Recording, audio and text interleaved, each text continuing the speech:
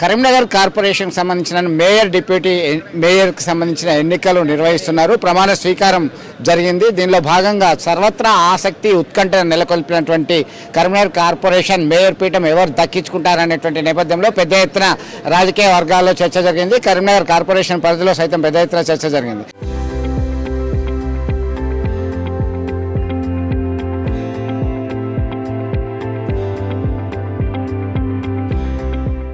ఎప్పుడైతే మంత్రి పొన్నం ప్రభాకర్ వేములవాడ వేదికగా చేసుకొని మేము చక్రం తిప్పుతాం, మేము రాజకీయాలు చేస్తామని చెప్పి చేసినటువంటి కామెంట్ నేపథ్యం ఒకవైపు, రెండో వైపు బీజేపీ శిబిరంలో ఉన్నటువంటి జ్యోతి మరొక కూటమిలోకి చేరడం అనేది మరొక విషయంగా చెప్పుకోవచ్చు. దీనిలో భాగంగా ఒక్కసారిగా దానికి సంబంధించి అయితే 68 మంది హాజరయ్యారు. దానిలో భాగంగా కాంగ్రెస్ పార్టీ నుంచి కోఆప్షన్ మెంబర్గా ఉన్నటువంటి మానకొండ ఎమ్మెల్యే ఇప్పుడే అక్కడికి వెళ్ళి పరిస్థితి సమీక్షించి బయటకు వెళ్ళినటువంటి దృశ్యాలు చూస్తున్నాం మనం. ఖచ్చితంగా దీనికి సంబంధించి క్లియర్ కట్ మెజారిటీ అంటే ఓటర్లు తటస్థగా ఉండాలని నిర్ణయించుకున్నటువంటి నేపథ్యంలో 69 కాస్త 59కి పడిపోయింది. 59లో స్థానిక ఎమ్మెల్యే గంగుల కమలాకర్ సైతం రాలేదు. వాళ్ళందరూ కూడా 10 డిలీట్ చేస్తే 59 మందిలో మోర్ దెన్ 50%, 30 అంటే సరిపోతుంది. ఆటోమేటిక్గా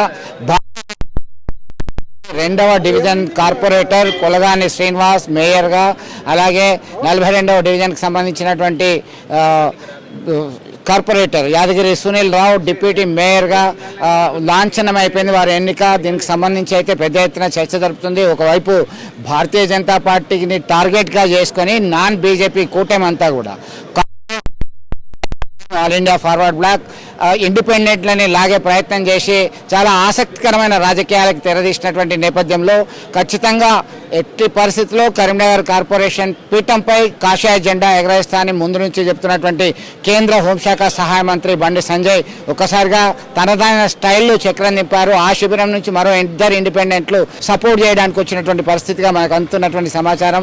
ఖచ్చితంగా భారతీయ జనతా పార్టీకి సంబంధించినటువంటి మేయర్ అభ్యర్థి అవుతారనేటువంటి ధీమా ముందు నుంచి ఉన్నటువంటి నేపథ్యంలో అదే నిజం కాబోతుంది. వీడియో జర్నలిస్ట్ సుమంత్తో కలిసి Chandrasekhar, RTV, Karimnagar. Local to global news at your fingertips.